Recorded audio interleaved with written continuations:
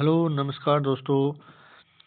अपन कल माध्यमिक परीक्षा 2025 का विज्ञान का पेपर सॉल्व किया था। ऑब्जेक्टिव टाइप जो प्रश्न आते हैं बेसिक वाले, आज अपन कर रहे हैं 2024 के। तो 2024 के प्रश्न कर रहे हैं, तो इसके क्रम में आगे बढ़ रहे हैं। तो पहला प्रश्न अपन देखते हैं। तो पहले प्रश्न में क्या दिया हुआ है? पहला प्रश्न दिया हुआ है अपने को कि निम्न प्रश्नों के उत्तर का सही विकल्प चयन कर उत्तर पुस्तिका में लिखिए। तो पहला प्रश्न अपने को दिया हुआ है यहाँ पे कि Fe प्लस H2O Fe3O4 और प्लस H2। तो उपरोक्त अभिक्रिया के संतुलित समीकरण में Fe का गुणांक आपको बताना है। तो Fe का गुणांक अपन इस अभिक्रिया को संतुलित करेंगे। तो संतुलित करेंगे तो यहाँ पे तो गुणांक इसमें एक ही है, यहाँ पे तो कितना दिया हुआ है? एक है। लेकिन अब इसको संतुलित करेंगे तो यहाँ पे इसके गुणांक में कितना आ जाएगा? 3 आ जाएगा, क्योंकि इधर अभिकारक है और इधर क्या है? उत्पाद है। तो दोनों तरफ है परमाणु द्रव्यमान समान रहना चाहिए। तो इधर कितना होगा? 3। तो Fe का जो गुणांक कितना होगा? 3। तो यहाँ पे राइट आंसर क्या आएगा? 6 आएगा। उसके बाद आगे चलते हैं नेक्स्ट प्रश्न में।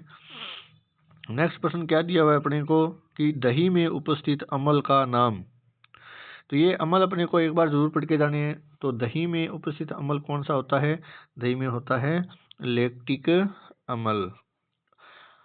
तीसरे प्रश्न में दिया हुआ है ऊष्मा का सबसे अच्छा चालक। तो ऊष्मा का इस ऑप्शन में से देखना है।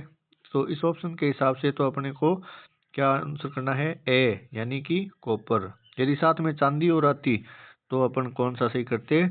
चांदी को सही करते।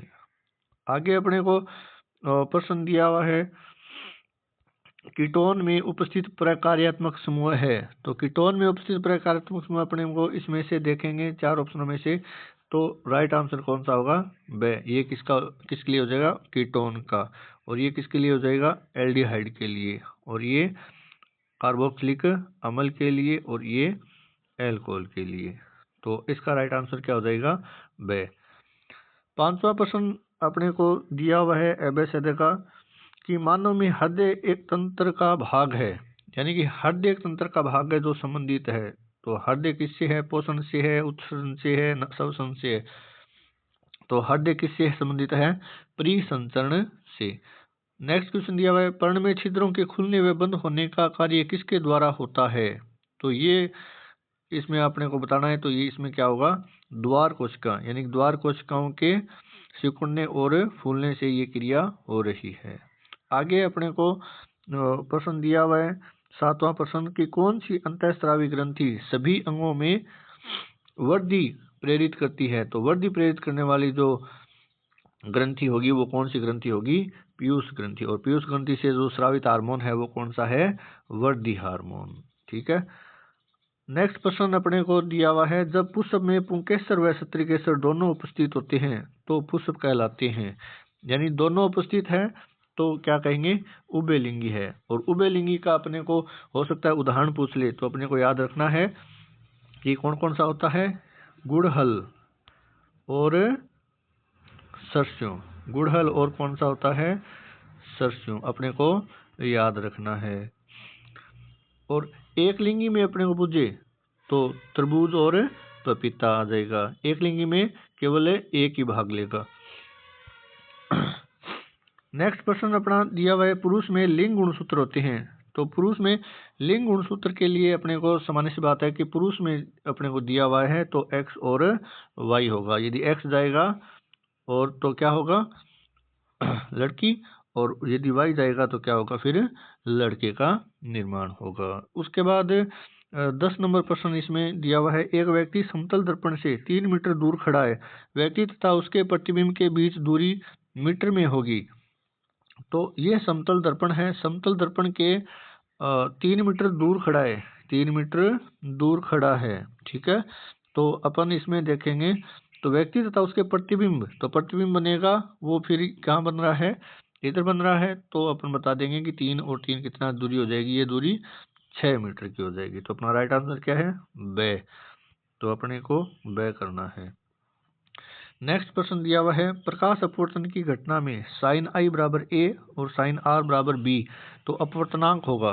तो अपवर्तनांक होगा तो यानी कि स्नेल का नियम लगाएंगे, साइन आई बटे साइन आर यानी ए बटा बी।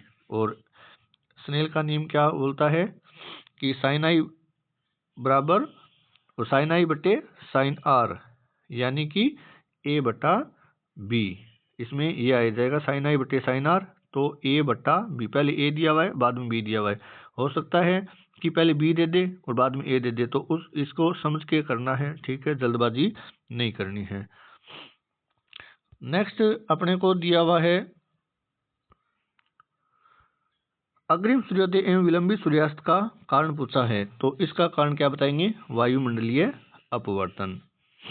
अगला चित्र दिया हुआ है, चित्र को देख कर अपने को बताना है कि त्रिभुजाकार प्रिज्म के लिए विचलन कोण, तो विचलन कोण अपने को कौन सा दर्शा रहा है, यहाँ पे क्या नाम दिया हुआ है, एक्स दिया हुआ है, और ये एक्स है वो क्या है, विचलन कोण है। तो अपना राइट आंसर क्या होगा, से हो जाएगा इसमें। अगला प्रश्न अपना दिया हुआ है विद्युत उपकरणों के भू संपर्क तार का उपयोग किया जाता है, तो इसका उपयोग क्यों किया जाता है, क्योंकि सुरक्षा उपाय के रूप में इसका उपयोग किया जाता है। धारावाही चालक के लिए दक्षिण हस्त अंगुष्ठ नियम, तो दक्षिण हस्त अंगुष्ठ नियम में अंगूठा क्या दर्शाता है, तो अंगूठे के बाद बताने अंगूठा क्या दर्शाता है, विद्युत धारा की दिशा। तो अपना राइट आंसर क्या हो जाएगा, से। नेक्स्ट प्रश्न अपन पढ़ रहे हैं रिक्त स्थानों की पूर्ति कीजिए, तो लेड नाइट्रेट के ऊष्मीय वियोजन से प्राप्त नाइट्रोजन युक्त गैस का नाम, तो नाइट्रोजन युक्त गैस का नाम क्या होगा भाई, लेड नाइट्रेट। तो लेड नाइट्रेट का सूत्र क्या होता है, पी बी, लेड नाइट्रेट का सूत्र होगा पी और बी NO3 की होल ट्वाइस 2। तो इसमें जो उसमें वियोजन होगा यानी इसमें जो तापन देंगे तो अपने को जो उत्पाद में प्राप्त होगा वो होगा, यहाँ पे आएगा NO2 यानी नाइट्रोजन डाई ऑक्साइड। आगे दिया हुआ है HCl के वियोजन से प्राप्त ऋणायन का रासायनिक सूत्र, तो HCl का वियोजन यानी टूटेगा तो क्या बनेगा, Cl माइनस, क्या बनेगा, Cl माइनस। ये अपने को ध्यान में रखना है, तो यहाँ पे क्या करेंगे, Cl माइनस। C3H8 में उपस्थित सहन संयोजक आबंधों की संख्या, तो सहन संयोजक आबंधों की संख्या इसमें क्या हो जाएगी, अपने को इस प्रकार से संरचना करनी है और हाइड्रोजन कितनी लगानी है, 6 लगानी है। तो इधर लग जाएगा, इधर लग जाएगा, इधर लग जाएगा, और इस प्रकार से इसमें सभी में ये कार्बन के पास में लगेगा। तो 1 2 3 4 5 6 7 8 और 9 और 10, तो इसमें टोटल कितने हो जाएंगे, 10 हो जाएंगे, ठीक है। उसके बाद में अगला प्रश्न दिया हुआ है अपने को, चौथा प्रश्न, एक कृत्रिम वरक नाइट्रोजनी अपशिष्ट उत्पादों को रुधिर से द्वारा निकालने की एक युक्ति है, रुधिर से कृत्रिम अपोहन द्वारा, क्या याद रखना है कि यहाँ पे क्या आएगा, कृत्रिम अपोहन, कृत्रिम अपोहन। नेक्स्ट प्रश्न दिया हुआ है दो तंत्रिका कोशिकाओं के मध्य खाली स्थान को क्या कहते हैं, तो खाली स्थान को क्या कहते हैं, खाली स्थान को कहते हैं सिनेप्स। आगे प्रश्न दिया हुआ है रिक्त स्थान का प्रतिबिंब की ऊंचाई और बिंब की ऊंचाई का अनुपात गोलीय दर्पण का क्या कहलाता है, आवर्धन कहलाता है। और नेक्स्ट प्रश्न दिया हुआ है दीर्घ दृष्टि दोष निवारण में लेंस उपयोगी होता है, यानी कि दीर्घ दृष्टि यानी दूरदृष्टि दोष में निवारण में होगा, कौन सा लेंस होगा, उत्तल लेंस होगा। तो ये अपने छोटे वाले प्रश्न थे। Okay, thank you.